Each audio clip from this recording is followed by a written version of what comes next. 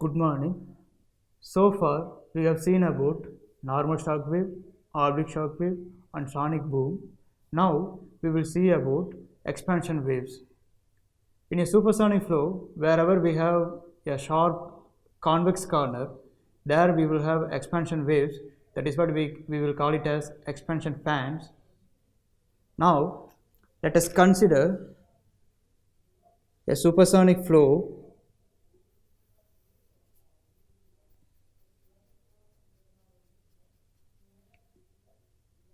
with a sharp convex corner of theta angle.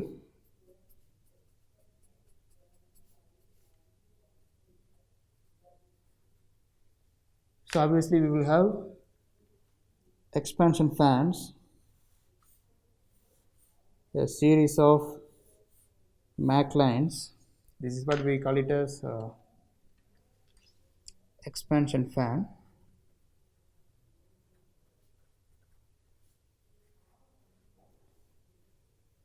At upstream we will have supersonic flow. The Mach number more than 1. Let's say upstream region as region 1 and downstream region as region 2. At downstream, the flow direction will be parallel to this surface, this deflected surface. So here the flow direction will be parallel to this surface. So here across this expansion fan, the flow will be deflected to certain angle and finally it will be deflected to theta angle.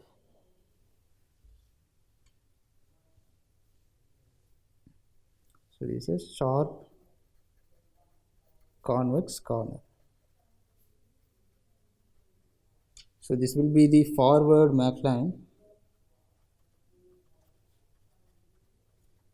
and this will be the rearward Mach line.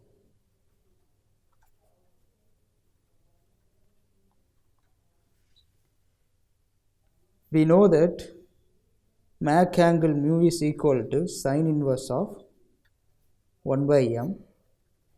The forward Mach line angle here, this will be equal to forward Mach line angle mu1 will be equal to sine inverse of its upstream Mach number, that is m1. So this is the angle between this Mach line and upstream flow direction. So here the upstream flow direction is parallel to this surface. So mu1 will be the angle between this line and this Mach wave. So this angle will be the mu1. Similarly, at rearward Mach line, so the Mach angle mu2 is equal to sine inverse of 1 by m2. So here its upstream direction is parallel to this surface. So here the angle between Mach wave and the upstream flow direction is this one. So this will be mu2. So the rearward Mach line angle mu2 is equal to sine inverse of 1 by m2. We know that the flow process across a Mach wave is an isentropic process. So from state point 1 to 2 across this Mach wave, there won't be any entropy increment. So here the ds is equal to 0. Since an expansion fan is continuous succession of Mach waves, the flow process across this expansion fan is an isentropic process. So we can directly apply isentropic relations to relate region 1 and region 2 properties.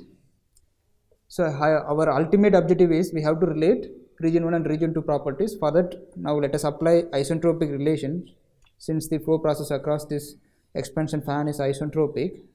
So what are all the isentropic relations we have? P2 by P1 is equal to rho 2 by rho 1 power gamma, and T2 by T1 power gamma by gamma minus 1. And also we have stagnation isentropic relation. P0 divided by P is equal to rho 0 divided by rho power gamma is equal to T0 divided by T power gamma by gamma minus 1. This is equal to 1 plus gamma minus 1 by 2 m squared whole power gamma by gamma minus 1. We know that in an isotropic process, stagnation temperature will be constant. So T01 will be equal to T02. Then stagnation pressure also will be constant. So P01 will be equal to P02. If stagnation temperature is constant, obviously we will have constant stagnation enthalpy. H01 is equal to H02. Now we can apply all these relations to relate region 1 and region 2, but to get the static properties, at least we need downstream Mach number M2 that is related by Prandtl-Meyer. So now let us consider a single Mach wave in this expansion fan. At upstream we will have certain flow with, let's say, with velocity vector v. This velocity vector is deflected, will be deflected to a small angle. Let's say that angle is d theta. This is a very small angle. So we know that from area velocity and Mach number relation, in a supersonic flow, if area increases, that flow will be accelerated. So here also across this Mach wave, that flow will be accelerated. So definitely we will have some incremental in velocity. It is v plus dv. This is an incremental velocity value. The Mach wave angle of this Mach wave is an angle between upstream flow direction and Mach wave, that is mu. So here also we can denote this angle as mu. Generally, physically, this length, let's say we are going to draw a perpendicular line from this Mach wave to connect this velocity, downstream velocity vector. This length will be the same as this upstream flow velocity vector. So this will be equal to the same upstream flow velocity vector v. So this is a perpendicular line. So from this right angle triangle, this angle will be equal to pi by 2. This is already pi by 2. The remaining sum of angle will be pi by 2. So pi by 2 minus, this angle will be pi by 2 minus mu minus d theta. Now here let us consider this triangle. Let's say this is ABC. So in this triangle, this angle will be, the total sum of all the angles will be pi minus, so one angle is d theta and another angle is this one, pi by 2 minus mu minus d theta.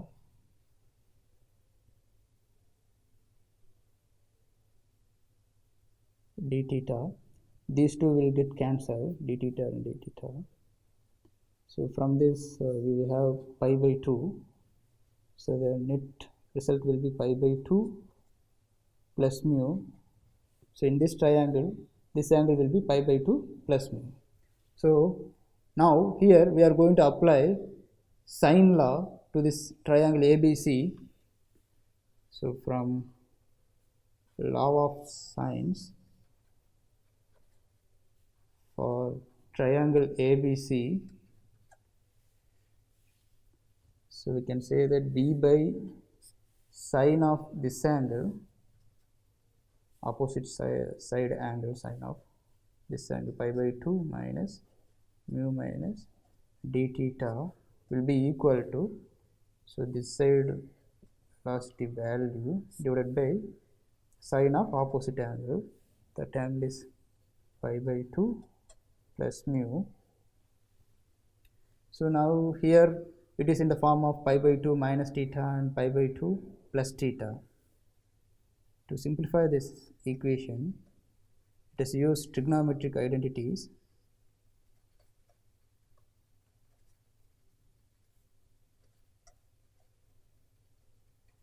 So we know that sine of pi by 2 plus theta will be equal to cos theta. Similarly, sine of pi by 2 minus theta is also equal to cos theta. So from this identity, we can say that sine of pi by 2 plus mu is equal to cos mu.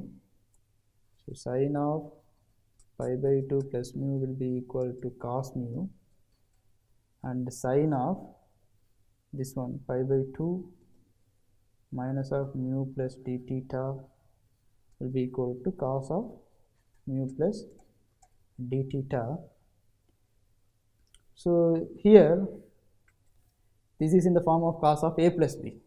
So again from trigonometry, cos a plus b is equal to cos a cos b minus sin a sin b. So cos of mu plus d theta will be equal to cos mu cos d theta minus sin mu sin d theta. So now let us substitute, solve these values in this sign relation. So substituting the terms in the sign equation, so we get b by cos mu cos d theta minus sin mu sin d theta is equal to v plus dv divided by cos mu. Now let us rewrite this equation. Let us bring this v term to that side in denominator. So this will become v plus dv is equal dv divided by v is equal to cos mu divided by cos mu cos d theta minus sin mu sin d theta. We know that this d theta is a very small value, so cos d theta will be approximately equal to 1 and sin d theta value will be approximately equal to d theta value. So now let us apply these conditions here. So this will become 1 plus dv by v, this is equal to cos mu divided by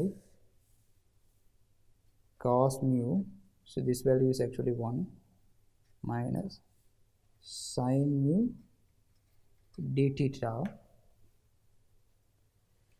Now to simplify this equation, let us divide this numerator term and denominator term by cos mu value. We do that, so here divided by cos mu will give us 1, so here it will become 1 minus tan mu into d theta. So here it is in the form of, so in mathematics, now here it is in the form of 1 minus x. This can be expanded like 1 minus x of inverse. This is equal to 1 plus x squared plus x cube plus etc. So here this reciprocal term is represented in the series like this, 1 plus x squared plus x cube plus etc. Now let us apply the same concept here. Let us expand this in terms of series. So 1 plus dv by v, in series it is equal to 1 plus d theta tan mu plus d theta tan mu whole square plus d theta tan mu whole cube plus etc. We know that d theta value is a small value. The square of this value will be even more small value. So we can eliminate this higher order terms. So we will only have 1 plus d theta tan mu term. So 1 plus dv by v is equal to 1 plus d theta tan mu. So this one and this one will get cancelled. So dv by v is equal to d theta tan mu. So we know that from Mach angle relation, sin mu is equal to 1 by m. So in triangle form it is, so let's say this is mu, so this is opposite by hypotenuse, is 1 by m. So from this triangle, tan mu will be equal to, opposite is 1 divided by adjacent side will be equal to m square root of m square minus 1. So tan mu will be equal to 1 divided by root of m square minus 1. So here let us substitute this term here now. So dv by v will be equal to d theta divided by root of m square minus 1. So from this relation d theta is equal to root of m square minus 1 dv by v. Now let us integrate this equation. So here the theta varies from 0 to theta. Here the Mach number varies from upstream Mach number to downstream Mach number. To integrate this equation, this term, we should convert this velocity term in terms of Mach number. So we need certain relation to relate velocity and Mach number, that is Mach number relation. So m is equal to v by a. So from this relation v is equal to m into a. To get the fractional differential terms, let us take logarithmic on both sides. So ln of p will be equal to ln of m plus ln of a. Now let us differentiate this equation. So if we differentiate, we will get dv by v is equal to dm by m plus dA by a. To get this term, that is why we took logarithmic on both the sides. So dv by v is equal to dm by m plus dA by a. Still, this relation is not pure function of Mach number. Still we have speed of sound term here. So here we need to convert this term as Mach number terms. So for that I am going to use stagnation isentropic relation. T naught by T is equal to 1 plus gamma minus 1 by 2 m square. So from speed of sound relation we know that A is equal to root of gamma RT. So this gives a square is equal to gamma RT. So from this relation T will be equal to gamma R. T will be equal to a square divided by gamma R. Now let us substitute this speed of sound term in this equation. So T naught will become a naught square divided by gamma R divided by, then T will become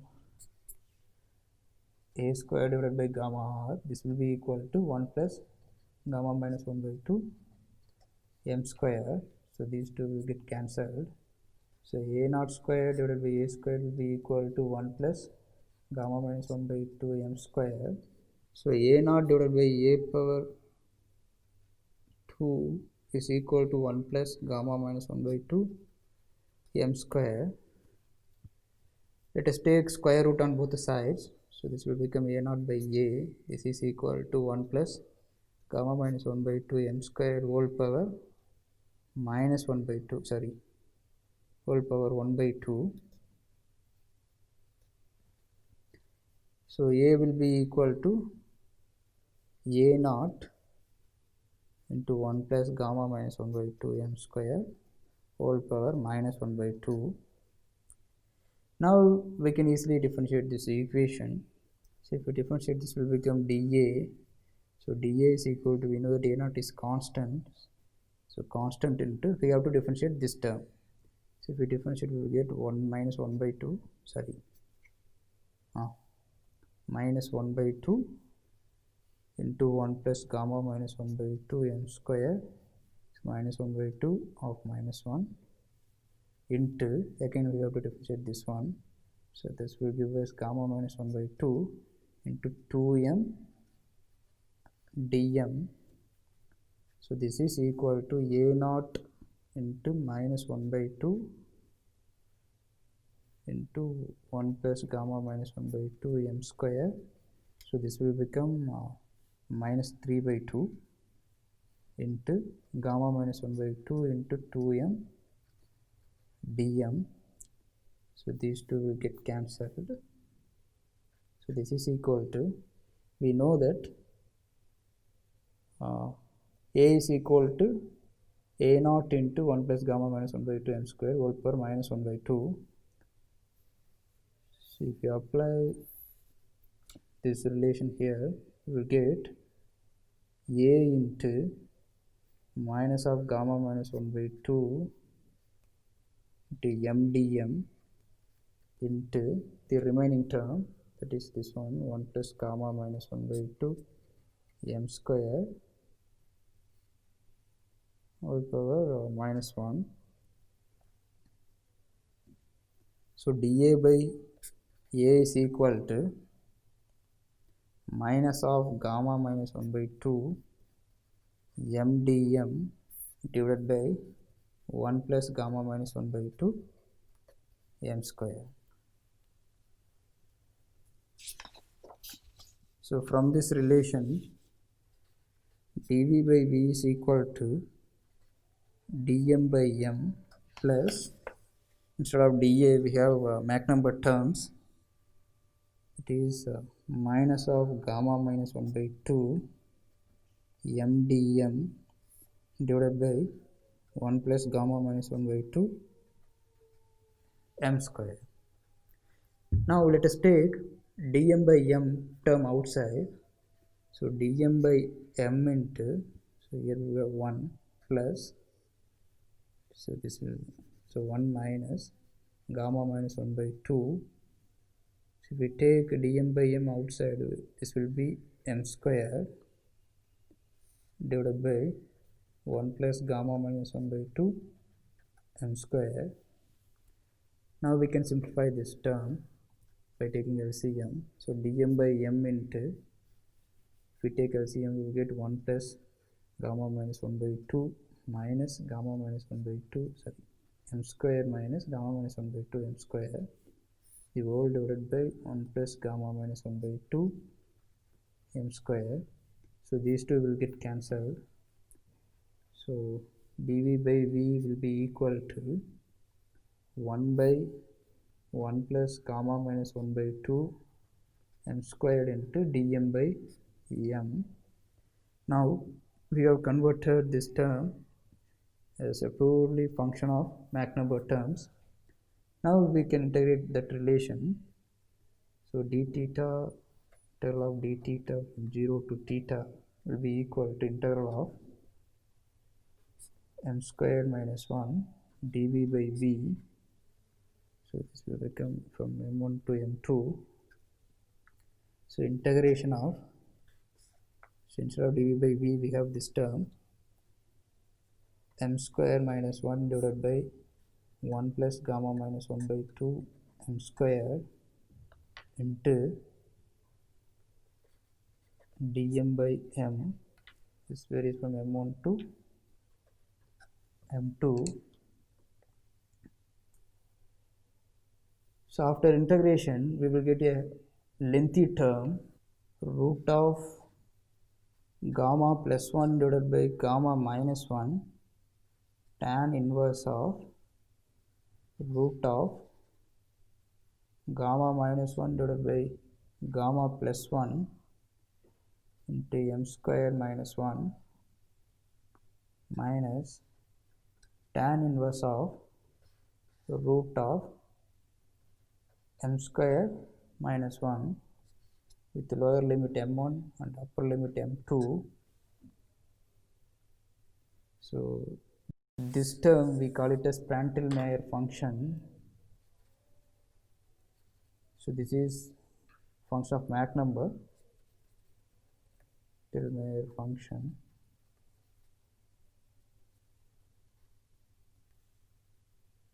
This is denoted by small v. So from this term you can say that theta is equal to Prandtl-Meyer function of m2 minus Prandtl-Meyer function of m1. So for a supersonic flow with a sharp convex corner of theta angle, obviously we will have expansion fans. So here Mach number will be more than 1. So if we know the theta value, we already know the m1 value, we can easily calculate the m2 value. So with this m2 value, by applying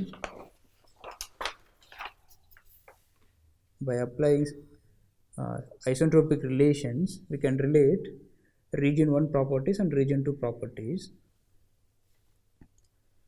So from these relations, this relation and isentropic relation and stagnation isentropic relations and some constants, we can say that across this expansion fan, the downstream Mach number will increase, since from area velocity Mach number relation in a diverging portion for a supersonic inlet, definitely that flow will be accelerated.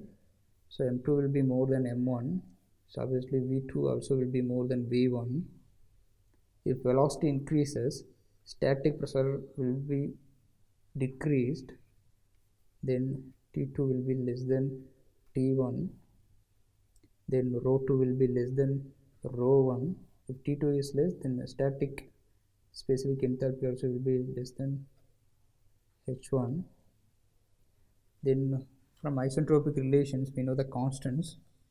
T01 will be equal to T02, and P01 will be equal to P02, and H01 will be equal to H02. Since the flow process across this expansion fan is an isentropic process, so ds will be equal to 0.